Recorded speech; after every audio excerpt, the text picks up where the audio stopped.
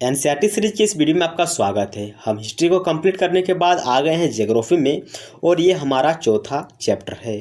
तो आज हम मानचित्र के बारे में जानकारी प्राप्त करने वाले हैं। मानचित्र कितने प्रकार के होते हैं? तो हम जानते हैं कि जो मानचित्र है वो मुख्यतः 3 प्रकार के होता है। एक होता है भौतिकी मानचित्र, एक होता है राजनीतिक मानचित्र और एक होता है थीमेटिक मानचित्र। अब आप तो जान लिए कि मानचित्र 3 प्रकार का होता है, लेकिन चित्र को अगर हम दिखाएंगे तो आप कंफ्यूज हो सकते हैं। तो इसीलिए मैं आपको चित्र भी दिखाता हूं। चलते हैं अगले स्लाइड में। ये जो मानचित्र यानी मैप आपको नजर आ रहा है, ये है भौतिकी मानचित्र। ये भौतिक मानचित्र है जी नहीं। इसी प्रकार आप भी कंफ्यूज हो सकते हैं। देखिए, ये भौतिकी मानचित्र ना होकर ये एक राजनीतिक मानचित्र है। राजनीतिक मानचित्र किसे कहते हैं, इसको हम विस्तार से इसी वीडियो में जानेंगे। और ये जो आपको नज़र आ रहा है, ये है भौतिकी मानचित्र और ये भी एक भौतिकी मानचित्र है। ये जो आपको नज़र आ रहा है, ये है थीमेटिक मानचित्र। ओके, तो 3 प्रकार के अभी हम आपको मानचित्र बताइए। और भी इस वीडियो में हम बहुत ऐसे जानकारी प्राप्त करने वाले हैं जो कि आपको इस वीडियो से पहले पता नहीं था। ओके, तो चलते हैं हम अपने चैप्टर की ओर और आपको और भी विस्तार से हम समझाएंगे। तो दोस्तों, इस वीडियो को बनाने से पहले हम ग्लोब को बहुत ही विस्तार से समझ चुके थे। तो आखिर ग्लोब क्या होता है? तो ग्लोब जो कि पृथ्वी का ही एक छोटा रूप होता है। ग्लोब को जब हम अध्ययन करते हैं तो उसमें कुछ हमें सीमाएं देखने को मिलता है। जब हम पूरी पृथ्वी का अध्ययन करना चाहते हैं तो हम ग्लोब को ज़्यादा प्रेफरेंस देते हैं, लेकिन जब हम पृथ्वी के केवल एक भाग को ज़्यादा से ज़्यादा समझना चाहते हैं, उसके बारे में जानकारी प्राप्त करना चाहते हैं, तो हम जो मानचित्र है उसको ज़्यादा वरीयता देते हैं, उसको ज़्यादा प्रेफरेंस देते हैं। ओके, तो अगर हमें किसी देश के बारे में, किसी राज्य के बारे में, किसी शहर या ज़िला या गांव के बारे में अध्ययन करना है तो हम मानचित्र को पढ़ेंगे। तो मानचित्र और ग्लोब में क्या अंतर है, चलिए इसको भी हम बता देता हूँ अभी और इसी वक्त। लेकिन हमें दूसरे स्लाइड में जाना होगा। इस वीडियो में आपको नज़र आ रहा है कि एक हमारे पास मानचित्र है और एक हमारे पास ग्लोब है। ग्लोब का मतलब होता है गोल मोल और मानचित्र का मतलब होता है एक पेपर का टुकड़ा, जहाँ पर पृथ्वी के कुछ स्थलों को दिशा निर्देश किया जाता है यानी दर्शाया जाता है। जबकि जो ग्लोब होता है वो पृथ्वी का ही छोटा रूप होता है। तो हमने समझ लिया कि आखिर मानचित्र और ग्लोब क्या होता है। वीडियो बनाने में हमें बहुत ही ज़्यादा प्रॉब्लम क्रिएट हो रहा है, इसीलिए आपसे निवेदन है कि वीडियो को ज़रूर सब्सक्राइब कीजिए। हमें एक डिजिटल बोर्ड खरीदना है ताकि मैं आपको आसानी से और विस्तार से समझा सकूं। ओके, तो ऐसी स्थिति में हम मानचित्र का उपयोग करते हैं। कौन सी स्थिति में? किसी देश को, राज्य को, ज़िले को या शहर को जब हम पढ़ना होता है, उसके बारे में ज़्यादा अध्ययन करना होता है, तब हम मानचित्र का उपयोग करते हैं। मानचित्र जो है वो पृथ्वी की सतह या इसके एक भाग का पैमाने के माध्यम से चपटी सतह पर खींचा गया चित्र होता है। यानी जो ग्लोब है, जब इसको हम बीच से फाड़ देते हैं और पसार देते हैं तो हमारे सामने मानचित्र बन के आ जाता है। मानचित्र हमारी विभिन्न ज़रूरतों के लिए आवश्यक है। कुछ मानचित्र एक छोटे क्षेत्र को एवं कुछ तथ्यों को दर्शाता है, जबकि दूसरा जो बड़ा मानचित्र होता है वो एक बड़ी किताब की तरह होता है और उसमें बहुत सारे हमें तथ्य देखने को मिलता है। जब बहुत से मानचित्र को एक साथ रख दिया जाता है तो वह एक एटलस बन जाता है। आपके पास एटलस है तो एटलस में आप क्या देखते हैं? एटलस में बहुत ऐसे मानचित्र है, उसमें हमें पॉलिटिकल मैप, फिजिकल मैप और थीमेटिकल मैप, तीनों प्रकार के मैप देखने को मिलता है। ओके, तो जब हम मानचित्र को एक साथ रख देते हैं तो ये एटलस बन जाता है। एटलस विभिन्न प्रकार के तथा अलग अलग पैमाने पर खींचा गया होता है। मानचित्र से एक ग्लोब की अपेक्षा हमें अधिक जानकारी मिलती है। यानी ग्लोब हमें उतना जानकारी नहीं देता है क्योंकि वो सीमित होता है, वो छोटा सा होता है। उसमें हम केवल देशों के बारे में, महाद्वीपों के बारे में, महासागर के बारे में जानकारी प्राप्त कर सकते हैं। लेकिन जो मानचित्र होता है इसमें हम किसी गांव के बारे में, किसी जिला के बारे में, किसी राज्य के बारे में आसानी से जानकारी प्राप्त कर सकते हैं। मानचित्र विभिन्न प्रकार के होते हैं जो कि हमने शुरू में ही जाना। इसको हम चित्र के माध्यम से भी आपको समझाएं कि मानचित्र मुख्य रूप से 3 प्रकार के होते हैं। एक होता है भौतिकी मानचित्र। तो आखिर भौतिकी मानचित्र क्या है, इसमें किन चीज़ों की आकृति देखने को मिलता है? तो जो भौतिकी मानचित्र होता है उसमें पृथ्वी की प्राकृतिक आकृतियाँ जैसे पर्वत, पठार, मैदान, नदी, महासागर आदि को दर्शाने वाले मानचित्र को हम भौतिकी मानचित्र या उच्चावच मानचित्र कहते हैं। ओके, तो क्या समझा हमने कि भौतिकी मानचित्र वह मानचित्र होता है जहाँ पर पर्वत, मैदान, पठार, नदी, महासागर आदि को दर्शाया जाता है। चलते हैं उस चित्र में और आपको समझाऊंगा कि ये जो चित्र है यानी मानचित्र है भौतिकी मानचित्र है। तो हम जो कि चित्र में आ चुके हैं और यहाँ पर आपको आसानी से समझ में आ जाएगा कि ये एक भौतिकी मानचित्र है। देखिए यहाँ पर आपको जंगल देखने को मिल रहा है यानी अमेज़न का जंगल, यहाँ पर आपको सहारा मरुस्थल देखने को मिल रहा है, यहाँ पर आपको भारत देखने को मिल रहा है और यहाँ पर आपको कुछ द्वीप भी नज़र आ रहा है। तो इस प्रकार के जो मानचित्र होता है जहाँ पर पर्वत, पठार, नदी, झरने और जंगल, रेगिस्तान आदि को दर्शाया जाता है तो उसको हम कहते हैं भौतिकी मानचित्र यानी फिजिकल मानचित्र। ओके, अब चलते हैं राजनीतिक मानचित्र यानी पॉलिटिकल मानचित्र, पॉलिटिकल मैप पर। तो पॉलिटिकल मैप क्या होता है? तो पॉलिटिकल मैप मतलब जहां पर राज्यों, नगरों, शहरों, गांवों एवं विश्व के विभिन्न देशों एवं राज्यों तथा उसके सीमाओं का निर्देशन उसको दर्शाया जाता है तो इसको हम क्या कहते हैं? राजनीतिक मानचित्र। राजनीतिक मानचित्र मतलब जिसमें राज्यों को, नगरों को, शहरों को, गांवों को, कुछ देशों को दर्शाया जाता है तो इसको हम राजनीतिक मानचित्र कहते हैं। एक बार दोनों मानचित्र में हम अंतर देख लेते हैं तब हमें समझ में आएगा कि दोनों में आखिर क्या अंतर है और हमें आसानी से याद भी रहेगा। तो भौतिकी मानचित्र है उसमें हमें जो पृथ्वी का एक्चुअल चीज़ है, पर्वत हो गया, पठार हो गया, मैदान हो गया, नदी हो गया, जंगल हो गया, अगर ये सब चीज़ों को उस मानचित्र में दर्शाया गया है, इन चीज़ों को अगर दिखाया गया है तो हम कहेंगे कि ये भौतिकी मानचित्र है। लेकिन अगर राज्यों को, नगरों को, देशों को किसी मानचित्र में दर्शाया गया है, उन चीज़ों के बारे में ज़्यादा से ज़्यादा जानकारी मिल रही है तो हम कहेंगे कि वो राजनीतिक मानचित्र है। एक बार आपको राजनीतिक मानचित्र दिखा लेते हैं।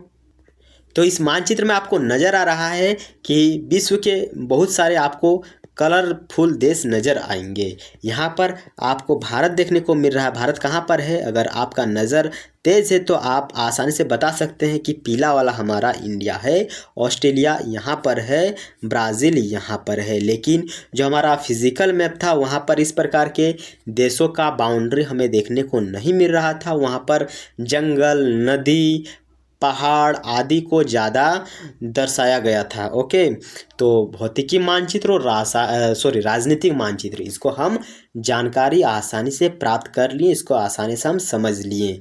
अब लास्ट में हमारा जो मानचित्र बचता है वो है थीमेटिकल मानचित्र।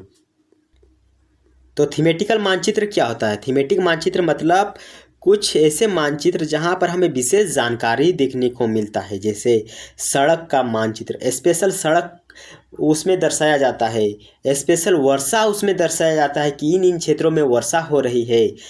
वन के बारे में अगर कोई मानचित्र ज़्यादा फोर्स देकर डाल रहा है कि इसमें सिर्फ वन ही होंगे, जैसे कि सदाबहार वन, पर्णपाती वन। उद्योगों के बारे में कारखाना उद्योग, सूती वस्त्र उद्योग, तो इस प्रकार के मानचित्र को हम थीमेटिक मानचित्र कहते हैं। इन मानचित्रों में कोई थीम पर बेस होता है। ओके, तो इन मानचित्रों में दी गई सूचना के आधार पर इसका उचित नामांकन किया जाता है। तो मानचित्र के 3 घटक कौन कौन से होते हैं? मानचित्र के 3 घटक होते हैं दूरी, दिशा और प्रतीक। मानचित्र के 3 घटक कौन कौन से होते हैं? दूरी, दिशा और प्रतीक। तो हमें किसी भी मानचित्र में एक तो दूरी देखने को मिलता है, एक दिशा देखने को मिलता है, उत्तर, पूर्व, पश्चिम, और एक प्रतीक देखने को मिलता है। तो इसमें आगे बढ़ने से पहले मैं आपको एक थीमेटिक मानचित्र को भी दिखा देता हूँ ताकि आपको समझने में आसानी हो। आपके सामने ये जो मानचित्र नज़र आ रहा है, यहाँ पर आपको नज़र आ रहा है कि यहाँ पर जो आपको केवल फॉरेस्ट के बारे में बताया जा रहा है। यहाँ पर आपको माउंटेन फॉरेस्ट, डेजर्ट फॉरेस्ट हो गया, ट्रॉपिकल फॉरेस्ट हो गया और मैंग्रोव फॉरेस्ट, इस प्रकार के इस चित्र में सिर्फ हमें फॉरेस्ट ही देखने को मिल रहा है। और यहाँ पर हमें कुछ hot dessert, cold dessert area के बारे में अधिक जानकारी दे रहा है, यानी डिज़र्ट के बारे में, कुछ एरिया के बारे में यहाँ पर हमें ज़्यादा जानकारी दे रहा है। तो ये एक हमारा हो गया थीमेटिक मानचित्र। यहाँ पर हमें सॉइल के बारे में अधिक जानकारी दे रहा है कि कौन कौन से क्षेत्रों में किस प्रकार का सॉइल देखने को मिलता है। जैसे कि ऊपर वाला हमें फॉरेस्ट सॉइल, एलुवियल सॉइल यानी जलोढ़ मृदा हमें देखने को मिल रहा है। ब्लैक सॉइल कुछ इस प्रकार का है जो कि यहाँ पर देखने को मिल रहा है। तो इसको हम कहेंगे एक थीमेटिक मानचित्र है। और एक हमारे पास थीमेटिक मानचित्र है जो कि हमें बता रहा है मोर्टेलिटी रेट के बारे में कि कहाँ पर कितना मोर्टेलिटी रेट है। ओके, तो उम्मीद है कि आपको ये वीडियो पसंद आ रहा है। अगर पसंद आ रहा है तो ज़रूर हमारे चैनल को लाइक कर दीजिएगा, सब्सक्राइब कर दीजिएगा। तो हमने क्या जाना कि जो मानचित्र के 3 घटक होते हैं, कौन कौन से? दूरी, प्रतीक और दिशा। तो चलते हम पहले दूरी को समझ लेते हैं। तो मानचित्र एक आरेख होता है। मानचित्र क्या होता है? एक आरेख होता है जो पूरे विश्व या उसके एक भाग को छोटे आकार देकर एक कागज़ पर दर्शाया जाता है। यह कह सकते हैं कि जो मानचित्र होता है छोटे पैमाने पर खींचा जाता है, लेकिन इसे इतना आसानी से छोटा किया जाता है ताकि स्थानों के बीच की दूरी को हम वास्तविक में पहचान सकें, उसके वास्तविक दूरी को हम जान सकें। तो आप देखे हैं कि हमारा पृथ्वी काफ़ी बड़ा है या फिर हमारा भारत काफ़ी बड़ा है, लेकिन इतना छोटा पन्ने में जब उसको दर्शाया जाता है तो लोग तो कंफ्यूज होंगे ही ना, क्योंकि इतना बड़ा मानचित्र और लोग कहते हैं कि मात्र हमारा जो बिहार है, हमारा जो झारखंड है, इतना छोटा सा क्यों है? तो ये एक्चुअल में छोटा नहीं है, उसको उस प्रकार से दर्शाया गया है। कैसे कि मान लीजिए कि 10 किलोमीटर अगर एरिया है तो इसको हम 10 किलोमीटर ना लिख कर इसको हम लिखेंगे 5 किलोमीटर। ओके, 10 किलोमीटर होता है यहाँ पर, इसके लिए माफ़ कीजिएगा। इसको हम चलिए अभी विस्तार से समझेंगे। हम लाइन बाय लाइन पढ़ रहे हैं ताकि आपको पढ़ने में कठिनाई ना हो, लेकिन इसे इतनी सावधानी से छोटा किया जाता है ताकि स्थानों के बीच की जो दूरी है वो वास्तविक रहे। यह तभी संभव हो सकता है जब कागज़ पर एक छोटी दूरी स्थल की बड़ी दूरी को व्यक्त करती हो। इसलिए इसका उद्देश्य एक पैमाना को चुनना होता है। हम एक पैमाना चुनते हैं, उसी के हिसाब से दूरी का मेजरमेंट करते हैं। पैमाना जो होता है वो स्थल पर वास्तविक दूरी तथा मानचित्र पर दिखाई गई दूरी के बीच का अनुपात होता है। ओके, अनुपात होता है। अनुपात यानी मैथ में आप पढ़े होंगे, रेशियो।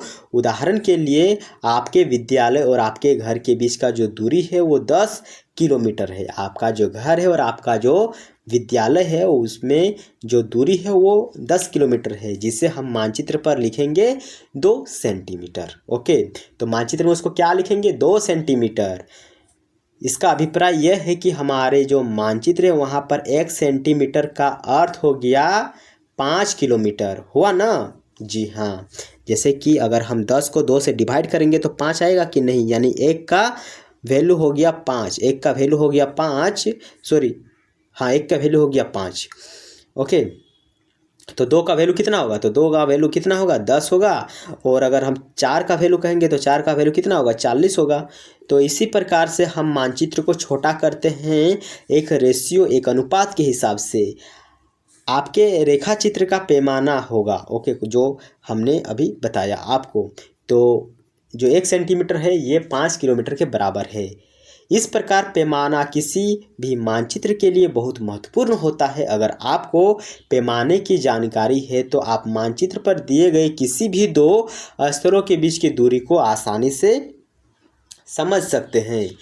चलते हैं आगे और आपको समझाएंगे और भी विस्तार से कि जब बड़े क्षेत्रफल वाले जो मानचित्र होते हैं, जहां पर हमें महाद्वीप देश को कागज़ पर दिखाया जाता है, तब हम छोटे पैमाने का उपयोग करते हैं। जब हम महाद्वीप को या देश को किसी कागज़ में दर्शाते हैं तो हम छोटे पैमाने का उपयोग करते हैं। उदाहरण के लिए 5 सेंटीमीटर का मतलब होता है 500 किलोमीटर। ओके, तो इसको हम क्या कहेंगे? छोटे पैमाने वाला मानचित्र कहेंगे। तो जब हम महाद्वीपों को, देशों को कागज़ पर यानी मानचित्र पर दर्शाते हैं तो उसमें हम छोटा पैमाने का उपयोग करते हैं, इसीलिए इसको हम कहते हैं छोटा पैमाने वाला मानचित्र। जब हम एक छोटे क्षेत्रफल वाले भाग, जैसे कि आपके गांव, आपका जो शहर है, उसको कागज़ में दर्शाएंगे तब हम बड़े पैमाने का उपयोग करेंगे।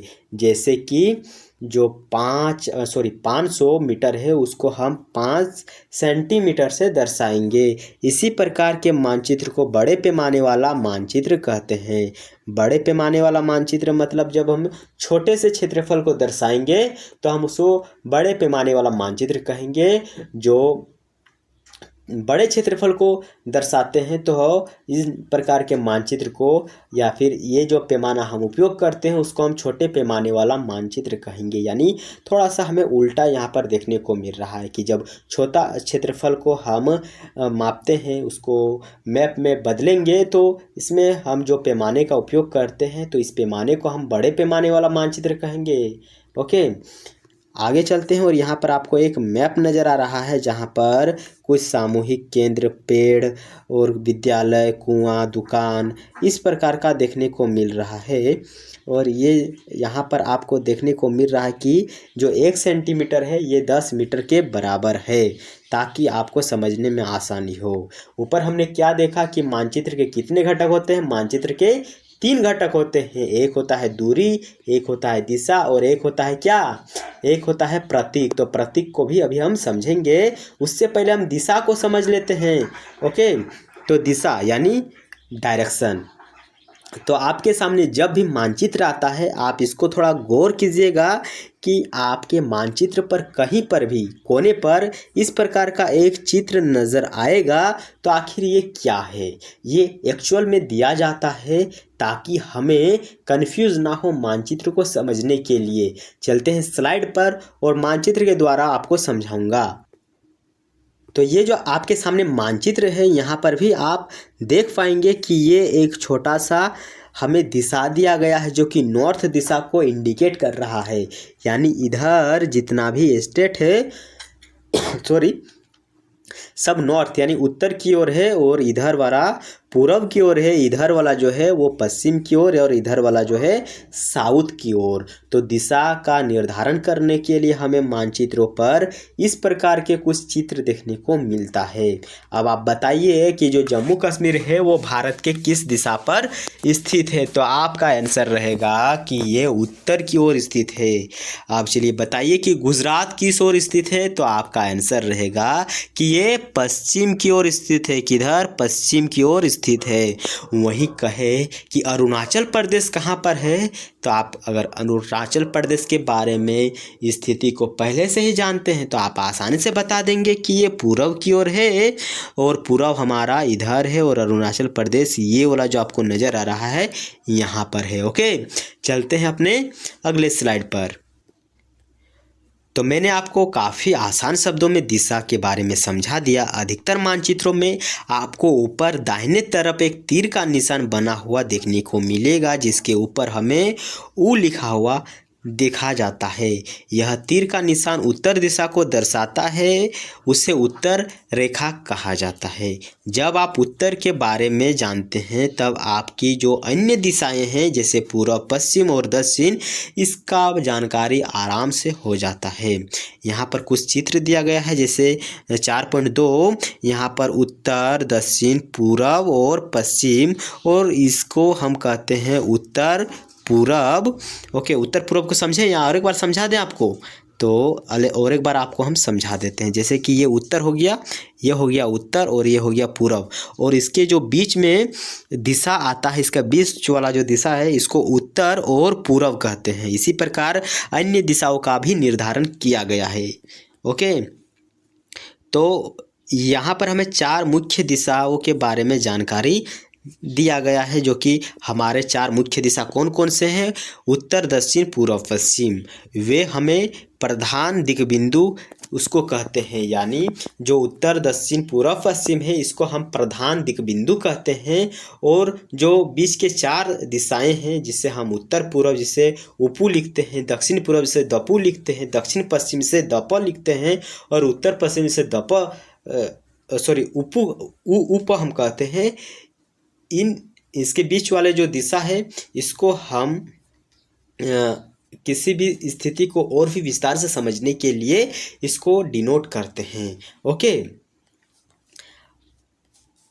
अब यहाँ पर जो चित्र नंबर 4.1 है, वहाँ पर हमें निम्नलिखित दिशाओं के बारे में जानकारी देखने को मिलेगा, या फिर यहाँ पर बोल रहा है कि निम्नलिखित दिशाओं पर पता लगाइए।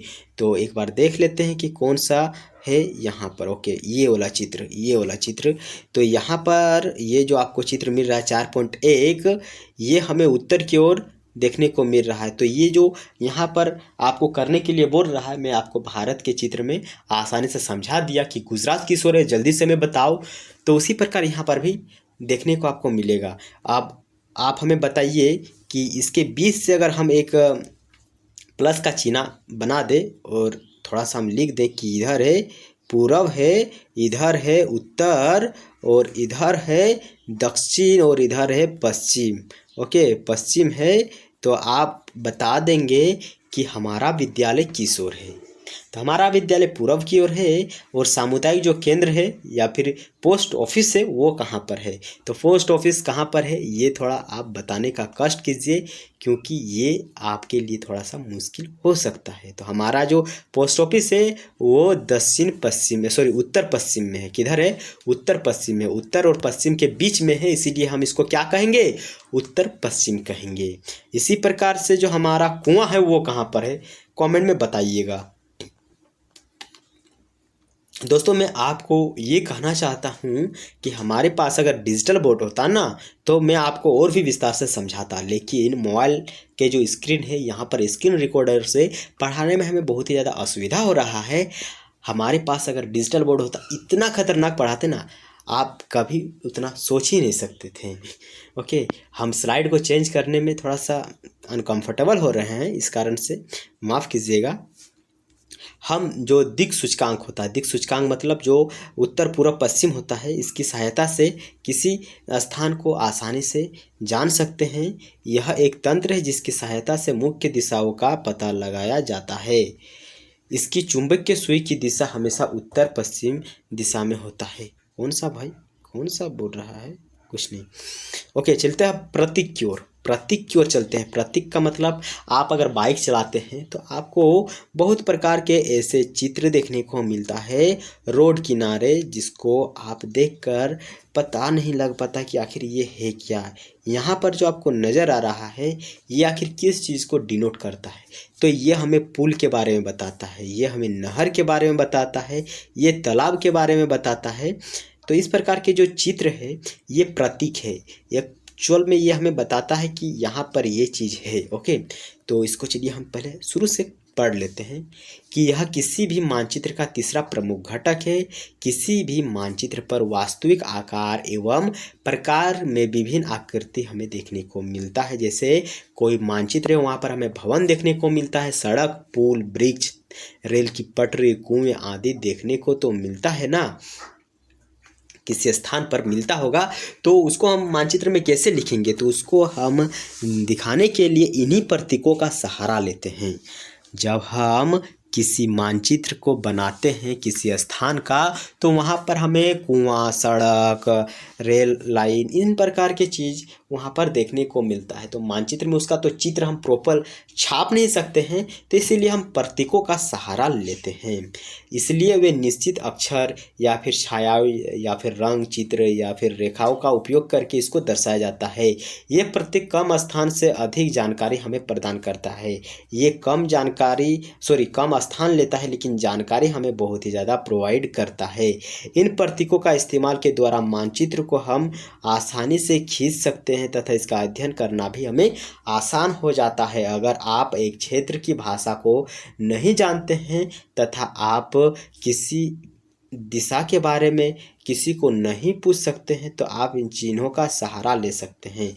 मान लीजिए कि आप ब्लॉगिंग कर रहे हैं और चल गए हैं तमिलनाडु। ओके, और वहाँ पर सब तो अंग्रेज़ी बोलते हैं और भी अलग भाषा है वहाँ का। लेकिन अगर आप चाहते हैं कि हमें उधर जाना है और आप किसी को पूछेंगे तो आपका भाषा वो समझ में नहीं सकता है, तो आप इन प्रकार के प्रतीकों का सहारा ले सकते हैं।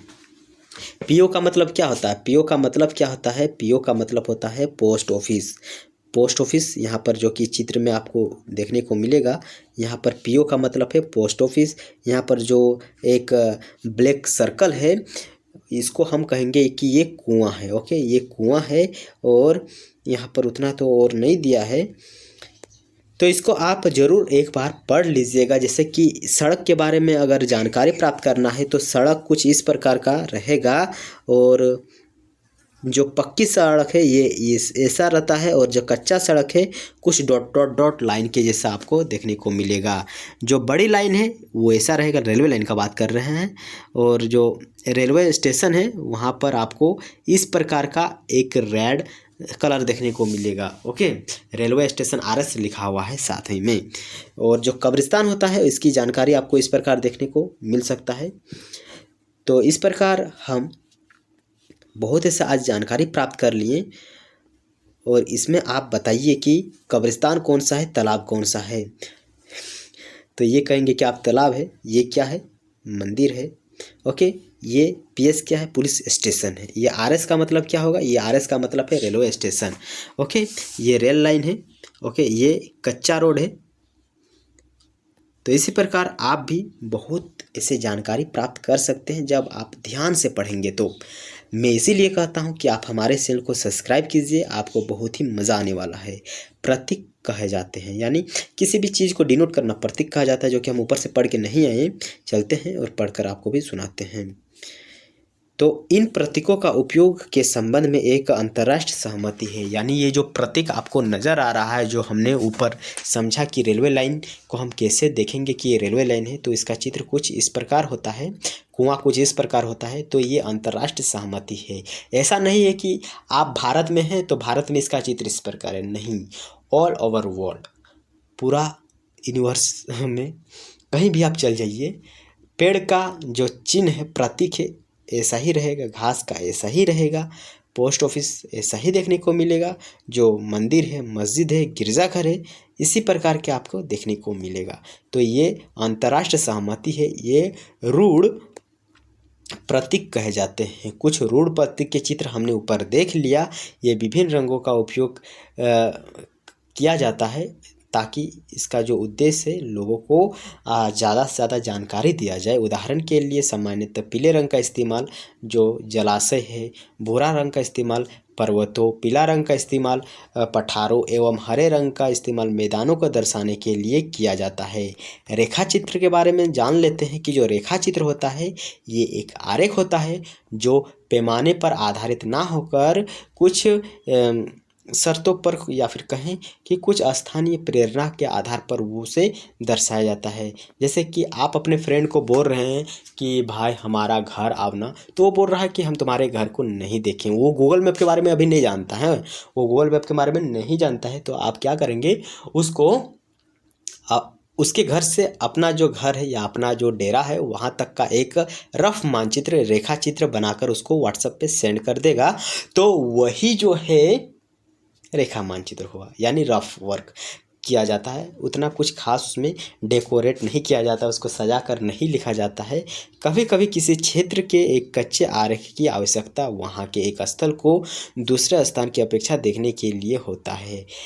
मान लीजिए कि आप अपने मित्र के घर जाना चाहते हैं, लेकिन जो आपका दोस्त है आपको जानकारी नहीं है कि उसका घर कहाँ पर है। तो आपका जो मित्र है आपके घर के रास्ते को बनाने के लिए एक कच्चा आरेख बना देगा, जो कि हम आपको बताइए। तो सेम वही आरेख होता है। खाका क्या होता है, खाका को भी जान लेते हैं कि एक छोटे क्षेत्र का बड़े पैमाने पर खींचा गया रेखा चित्र को हम खाका कहता है। कि एक जो छोटा क्षेत्र है इसको हम बड़े क्षेत्र में अगर वो चित्र बनाएंगे तो इसको खाका कहेंगे। एक बड़े पैमाने वाले मानचित्र से हमें बहुत से जानकारी प्राप्त होती है, लेकिन कुछ ऐसे चित्र होते हैं जिन्हें हम कभी कभी जानना चाहते हैं, जैसे किसी कमरे की लंबाई चौड़ाई जिसे हम मानचित्र में नहीं देख सकते हैं। उस समय हम लोग बड़े पैमाने वाले रेखाचित्र खींच सकते हैं, जिसे हम खाका कहते हैं। यानी अपने घर का जब आप घर बना रहे हैं, खाका का मतलब क्या हुआ, एकदम भाई हम भारतवासी हैं, हमको खट्टा भाषा से देहाती भाषा से थोड़ा सा लगाव ज़्यादा है, हम इसको आसानी से समझ सकते हैं। खाका का मतलब क्या होता है, खाका का मतलब होता है मैप होता है। कौन सा मैप, अपने घर का ड्राइंग। मान लो कि आप घर बना रहे हैं एकदम न्यू घर, तो आपका घर में लेटरूम कहाँ होगा, बाथरूम कहाँ पर होगा, किचन रूम कहाँ पर होगा, हॉल कहाँ पर होगा। ये जो आप ड्राइंग करेंगे एक पेज में तो इसको हम खाका कहेंगे। ओके, कुछ अभ्यास प्रश्न आपके सामने हैं, उम्मीद है कि आप इसको कर पाएंगे। मैं भी आपके साथ चलिए इसको सॉल्व करता हूँ। तो मानचित्र के 3 घटक हमने क्या क्या देखा, एक है दूरी, एक है दिशा, एक है प्रतीक। प्रधान दिक् बिंदु कौन कौन से हैं, तो उत्तर, दक्षिण, पूर्व, पश्चिम। मानचित्र के पैमाने से आप क्या समझते हैं, मानचित्र का पैमाना एक अनुपात होता है जिसके माध्यम से हम मानचित्र को सही सही दर्शाते हैं।